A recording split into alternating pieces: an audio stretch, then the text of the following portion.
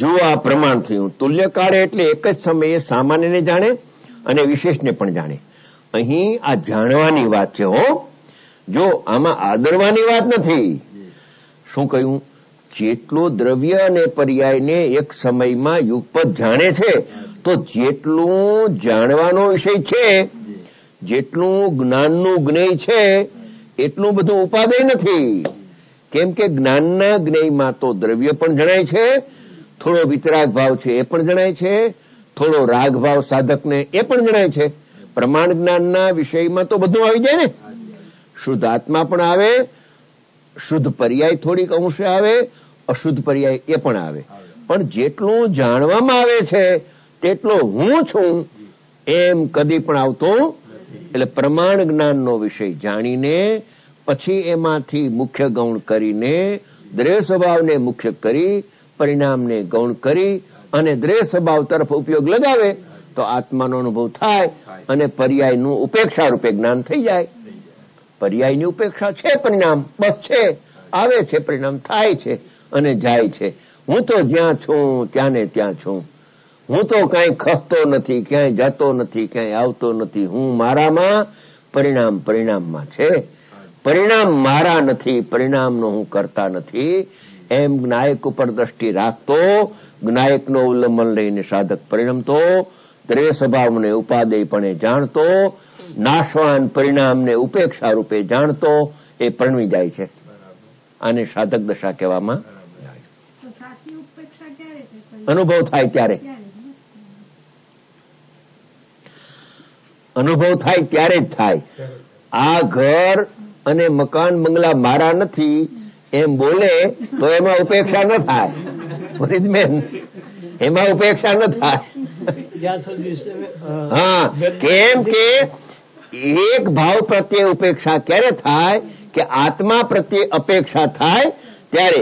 ઉપેક્ષા અપેક્ષાની અપેક્ષા રાખે છે, ઉપેક્ષા અપેક્ષાની ઉપેક્ષા રાખે છે. એટલે કે આ રાગ મારો નથી, વિભાવ છે ઈ જાણ્યું, પણ ત્યારે મારું શું કઈ તો પછી જાણશું કે ના, તો રાગ મારો જ થઈ ગયો. હા, આ શું નામ? અલ્કા, અલ્પા. આ અલ્પા મારી નથી, મારી નથી તો તમારું કઈ હાથમાં આવ્યું તો પછી મારી નથી ક્યાંથી લેવા? હું તો જ્ઞાયક છું એમ નક્કી. હા, જ્ઞાયક ને દ્રષ્ટિમાં લ્યો. હું તો એક જ્ઞાનમય આત્મા છું. જ્ઞાનમય આત્મા સિવાય જગતનો એક પરમાણુ પણ મારો નથી. કોઈ જીવ હોય કે અજીવ હોય, કોઈ મારા સ્વભાવો નથી, મારા પદાર્થો નથી. એવી જ્ઞાન સાથે વૈરાગ દશા પ્રગટ થાય. જ્ઞાન એટલે આત્માનું અનુભવરૂપ જ્ઞાન, અને એ અનુભવરૂપ જ્ઞાન થતા પોતાના પરિણામ અને પરિણામના વિષયો એના પ્રત્યે ઉદાસ થઈએ છે. અંતરથી, મોઢેથી બોલે દીકરા દીકરી મારા, બંગલા મારા, મોટર મારા, મારા પણ ઉપર ઉપરથી. ભાષા વ્યવહારની એમ હોય પણ શ્રદ્ધા ફરી ગઈ છે. મારું કાંઈ નથી. જેમ દીકરીનું સગપણ કરવાનું હોય, ન કર્યું હોય ત્યાં સુધી તો એમ કે આ ઘર મારું, આ ઘર મારું, આ ઘર મારું. પણ જ્યારે સગપણ કરશો અને જ્યાં સગપણ કર્યું તો શ્રદ્ધામાંથી ફરી ગયું, આ ઘર મારું નહીં અને ઓલું ઘર મારું. જો રીએ છે હજી ઘરમાં, પોતાના માવતરના ઘરમાં, આજુબાજુ વાળા પૂછે તો એમ કે તમે ક્યાં રહ્યો છો? કે અમે પિંડરમાં રહી છીએ. આ મારું ઘર છે, મારા પિતાશ્રીનું ઘર નથી, આ મારું ઘર છે. પણ અંદરમાં શ્રદ્ધા આ મારું નહીં. કેમ કે ઓલું ગ્રહણ થયું એટલે આમાં ત્યાગ બુદ્ધિ આવી ગઈ.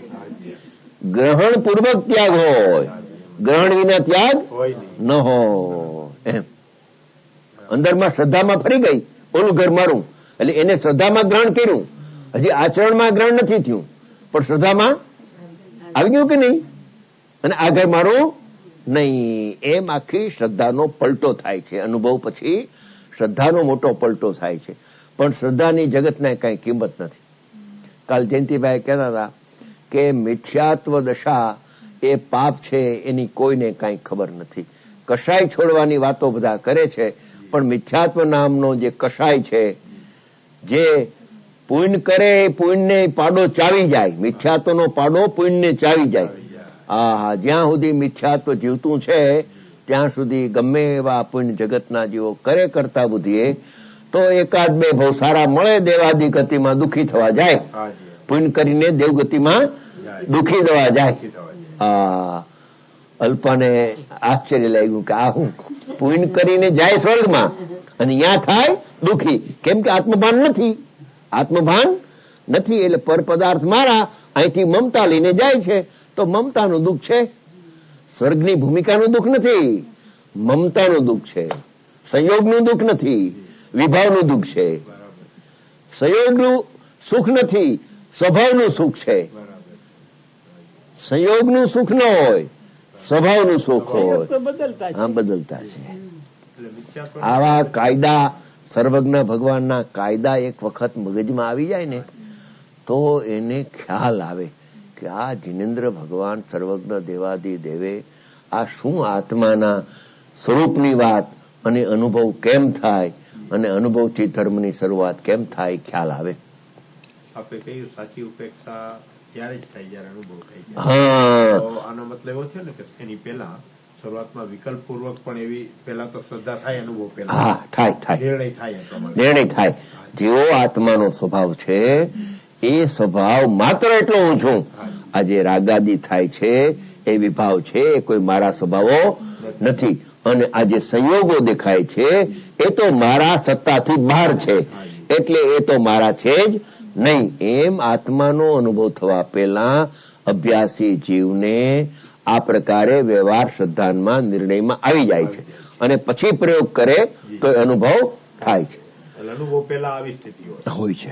એ આપણે 314 ઉપરના પોઈન્ટ ઉપરથી આપણે ત્યાં વાંચન કર્યું હતું, ગુરુદેવનું વચનામૃત આવ્યા છે ને, એમાં 314માં નંબરમાં એ વાત ગુરુદેવે લીધી છે કે પેલા યથાર્થ આત્માને નિર્ણય થવો જોઈએ અને યથાર્થ રૂચિપૂર્વકનો નિર્ણય કરે ને લગ્ન લાગે તો એને અલ્પકાળમાં કેવળ જ્ઞાનને ઉત્પન્ન કરનારું એવી અનુભૂતિ પ્રગટ થાય, અવશ્ય પ્રગટ થાય એવો પાઠ છે. અને એ વાત પંચાધ્યાય કરતા છે એને પણ આ વાત લીધી છે કે શુદ્ધ આત્માનો અનુભવ થવા પહેલા આત્માને અપૂર્વ નિર્ણય આવે છે, જે વચનથી અગોચર છે, વચનાતીત છે અને નિર્વિકલ્પ વત છે. એવો અનુભવ પહેલા એવો એને નિર્ણય થાય છે. પછી એની પરિણતિ વારંવાર આત્મા તરફ વળે છે, પરથી ખસે છે ને સ્વ તરફ જાય છે. પરિણતિ અંદરમાં ઊંઘમાં પણ અવ્યક્તપણે પણ એનું વલણ આત્મા તરફ જાય છે. એવી પ્રોસેસ શરૂ થઈ જાય છે અનુભવ પહેલા નિર્વિકલ્પ થાય ની પહેલા.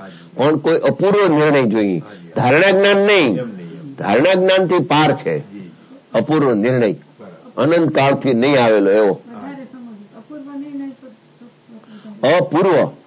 અપૂર્વ એટલે પૂર્વે આવો નિર્ણય નહીં આવેલો. આમ ઉપરથી નિર્ણય આવેલો કે હું અકર્તા છું, હું જ્ઞાતા છું, દેહાદી મારા નથી, રાગ મારો નથી, હું જ્ઞાનમય છું. એમ ઉપરથી એને નિર્ણય કરેલો, પણ અંદરના ઊંડાણથી કોઈ ભાવથી કોઈ વિશિષ્ટ પ્રકાર, જેને અંદરથી સ્ફુરણા કહેવાય, જેને અંદરમાંથી કોઈ પરિણતિ એવી અપૂર્વ જાગી જાય કે જેવું સ્વરૂપ અનુભવમાં આવવાનું હોય, અનુભવ પહેલા, મોહનભાઈ, અનુભવ પહેલા એને યથાર્થ નિર્ણયમાં એ સ્વરૂપ ખ્યાલમાં આવી જાય છે. અને ત્યાં સુધી છે કે એ પોતે જાણી શકે છે કે હવે અલ્પકાળમાં મને અનુભવ થશે, એટલું બધું એને જ્ઞાન થઈ જાય છે.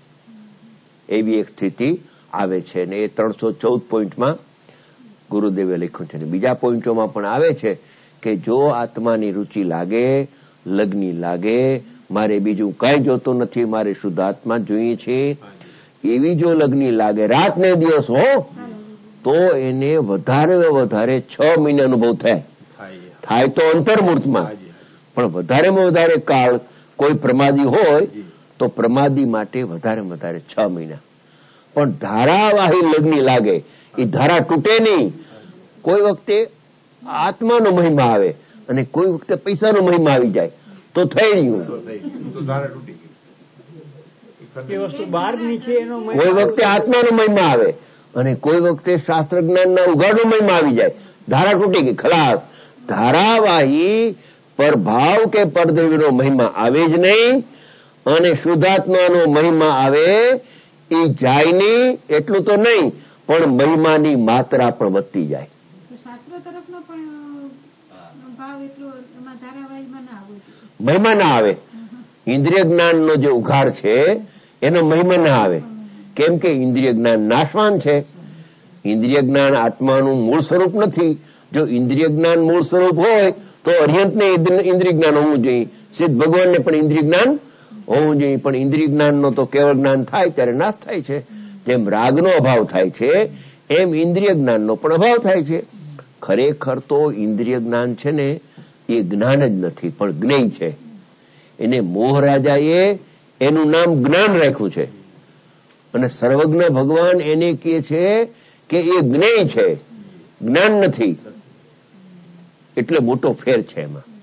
શાસ્ત્રના ઉઘાડમાં જે વધારે અટકી જાય, અટકવાનો સંભવ છે કે એ મને જ્ઞાન થઈ ગયું, મને જ્ઞાન થઈ ગયું, મારું જ્ઞાન લીધું, બીજાની પાસે જ્ઞાન નથી, હું જ્ઞાનવાન છું, એમાં ભ્રમણામાં ફસાઈ જાય. એનો મહિમા નહીં. અતિન્દ્રિય જ્ઞાન મહાપદાર્થ અંદર બિરાજમાન છે. એટલો જ હું છું ને એ ચીજ મારી છે. આ નાશવાન જ્ઞાનનો, ઇન્દ્રિય જ્ઞાનનો ઉઘાડ કે રાગાદી એ કોઈ મહિમા કરવા જેવો નથી. અરે પંચ પરમેષ્ટિનો મહિમા ના આવે એટલો મહિમા આત્મામાં આવે. એવી ધોન જોઈએ. આ વિવેક છે. આ વિવેક છે. એટલે પર પદાર્થ કોઈનો મહિમા નહીં. એટલો ઉત્કર્ષમાં ઉત્કર્ષ મહિમા પોતાનો આત્માનો જાગે ત્યારે પરિણતિ અંદરમાં આવે. એમાં ભેદજ્ઞાન આવી ગયું ને, ભેદજ્ઞાન એ ભેદજ્ઞાન. પણ આ બધું છોડીને જવું છે ખબર છે છતાં એમાં કેમ એમાં રહીએ છે આ જીવ? એને એમાં મીઠાશ લાગે છે, હજી એમાં દુઃખ લાગતું નથી. એને દુઃખ લાગે તો છોડે ને. જેમ કે દાખલા તરીકે અગ્નિનો અંગારો હોય અને માથે હાથ મૂકે, અરે હાથ કેમ લઈ લે છે? હાથ ખેંચી લે છે કે નહીં? અલ્પા કે હાથ રાખી મૂકે, ન રાખી મૂકે ને.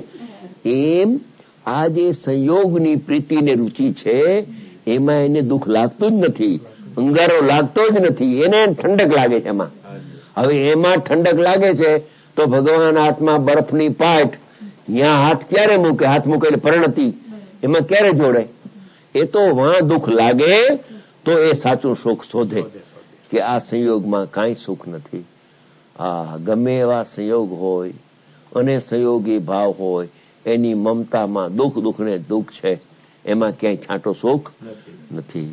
એમ જાણીને સુખ સ્વભાવી આત્માનો વિશેષ મહિમા કરીને એની અધિકતા રાખીને વારંવાર એનું ઘોલન કર્યા કરે તો એને કામ થઈ શકે છે.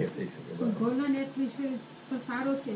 હા, ઘોલન એટલે વારંવાર શુદ્ધાત્મા યાદ આવે. અરે એવી લગ્ની લાગે કે ગમે તે સ્થળમાં હાલતા ચાલતા ખાતા પીતા બેસતા ઉઠતા, અરે ગમે તે સ્થળમાં ગયો ને લેટ્રિનમાં તો આત્મા યાદ આવી જાય. એને એમ યાદ કરવું એમ નહીં, સહજ આવી જાય. જેનું ઘૂંટણ ચાલે છે ને એનું સહજ યાદ આવે. જેમ કે 5 ઇન્દ્રિયના વિષયમાંથી કોઈ એક ઇન્દ્રિયનો લોલુપી હોય તો એને એ વિષય યાદ આવ્યા કરે. એમ જેને આત્માનું સ્મરણ આવી ગયું અધિક તો એને આત્મા યાદ આવ્યા કરે. જ્યાં જવું છે ત્યાં યાદ આવ્યા કરે.